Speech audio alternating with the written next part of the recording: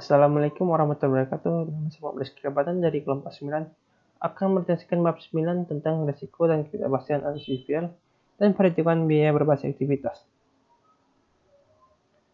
Yang pertama, risiko dan ketidakpastian. Dalam risiko dan ketidakpastian terdapat margin of safety dan operating leverage. Margin of safety yaitu unit penjualan atau pendapatan yang diharapkan akan peroleh perusahaan di atas volume impas. Dan operating leverage yaitu hubungan antara biaya tetap dan biaya variabel dalam suatu organisasi. Selanjutnya itu operating leverage, yaitu penggunaan biaya tetap untuk meningkatkan persentase laba yang lebih besar sebagai akibat terjadinya perubahan aktivitas penjualan. Semakin tinggi tingkat operating leverage, maka kepada penurunan laba.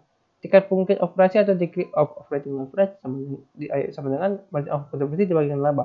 Dalam sistem penambahan perut dibagi menjadi dua, sistem otomasi dan sistem manual.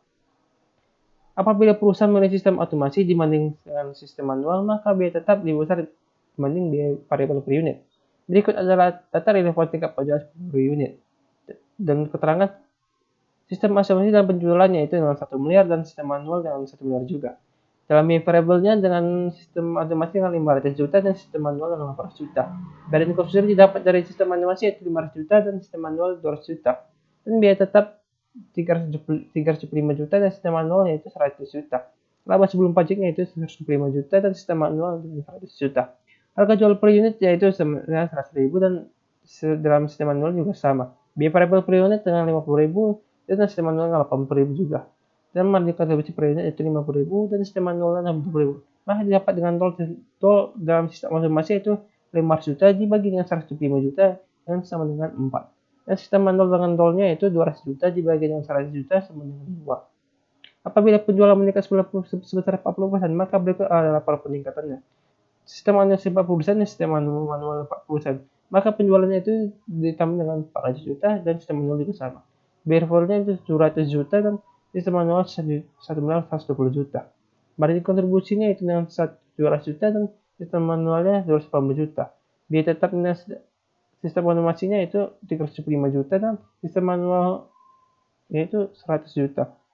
Dan laba sebelum pajaknya itu 375 juta dan sistem manual 180 juta. Maka dapat dari margin kontribusinya itu dalam otomasinya 40% itu 50.000 dan sistem manualnya itu 10.000. Maka bisa disimpulkan laba meningkat 160% atau sebesar dengan 200 juta. Dan dalam sistem manualnya itu laba meningkat 40% dan atau sebesar 80 juta. Titik impasnya itu 375 juta dibagi dengan 50.000 sama dengan 7.500. Sedangkan sistem manualnya itu titik impasnya 100.000 dibagi 70.000 maka sebenarnya 5.000 per unit.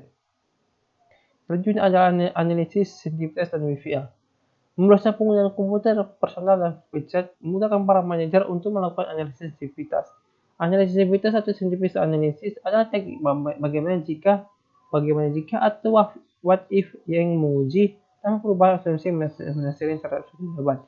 Analisis ini mudah digunakan dengan hanya memasukkan data mengenai harga, biaya variabel, biaya tetap dan bauran penjualan, serta menyiapkan rumus untuk menghitung titik impas dan laba yang diharapkan. Selanjutnya dapat variasi semakin rupa untuk mengetahui dampak perubahan terhadap laba yang diharapkan. Perlu diperhatikan bahwa meskipun spreadsheet mampu menghasilkan jawaban yang berhubungan dengan angka atau numerik, tetapi belum melakukan pekerjaan tersulit dalam analisis BVL. Pekerjaan tersulit adalah menentukan data yang pertama kali harus diinput dalam analisis.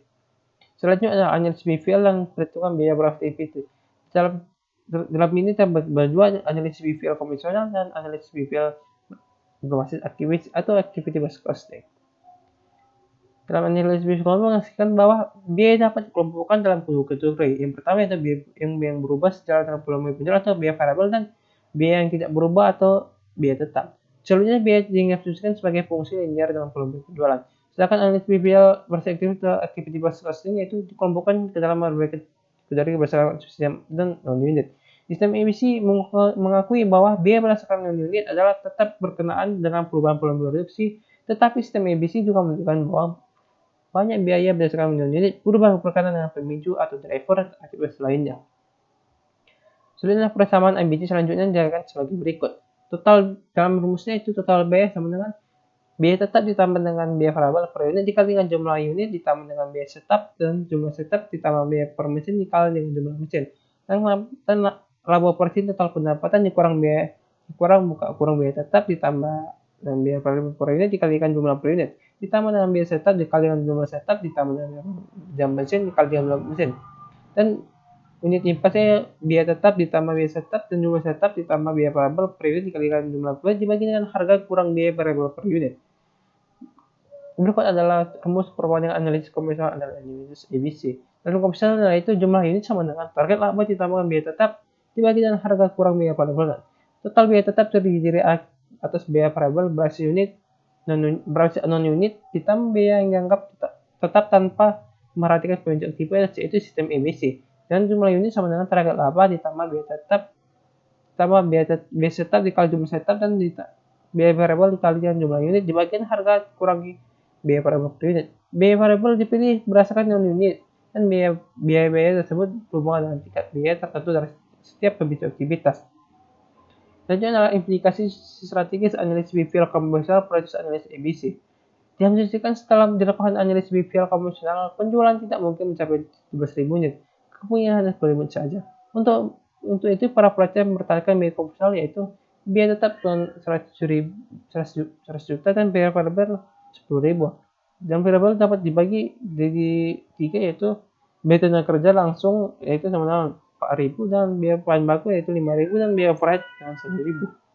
Untuk mengurangi titik impas diperlukan rancangan mengurangi biaya tenaga kerja langsung per unit sebesar 2.000. Dengan demikian biaya variabel baru adalah 8.000 per unit dengan titik impas.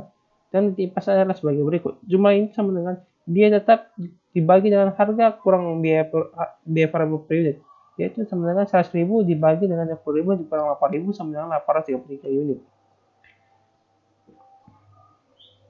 Dan proyeksi laba apabila 10.000 terjual, penjualan 20.000 dikali dengan 10.000 sama dengan 100 juta dan biaya variabelnya 8.000 dikali 10.000 dengan 80.000. Pada yang berproduksi dapat yaitu 120.000 dan biaya tetap 100 juta, maka laba yang dapat dengan 20 juta. Titik impasnya itu 50.000 ditambah 1.600 dikali 20 dan tambah dengan 30.000 dikali 1.400 dibagi dengan 20.000 dikurang 8.000. Maka 124.000 dibagi 12 maka yang dapat yaitu impasnya itu 10.000 dikali 10 unit. Dengan laba operasi penjualan 10.000 dikali 10.000 unit sama dengan 200 juta dan variabelnya itu 8.000 dikali 10.000 itu 80.000. Maka berapa investasi dapat yaitu 120 juta dan biaya variabel berdasarkan unit yaitu setup kalian 1.600 dikali 20 dan dukungan teknik 30.000 dikali 1.400. Maka yang dapat yaitu 74 juta. Maka laba yang dapat ditelusuri yaitu 46 juta. Dan beban tetap 50 juta, maka laba rugi yang dapat yaitu 4.000. Selanjutnya adalah hanya SPV dan JIT. Barang variabel tingkat batch menjadi hilang pada sistem JIT, batch-nya adalah 1 unit. Dengan demikian, persambia pada JIT dinyatakan sebagai berikut. Total biaya sama dengan biaya tetap ditambah dengan biaya variabel per unit dikalikan jumlah unit ditambah dengan biaya rekayasa dikalikan jumlah unit rekayasa. Oleh karena aplikasi merupakan kasus khusus dari pelaksanaan BC, maka tidak ada contoh yang akan diberikan. Sekian dari presentasi saya. Apabila ada kesalahan mohon dimaafkan. Assalamualaikum warahmatullahi wabarakatuh.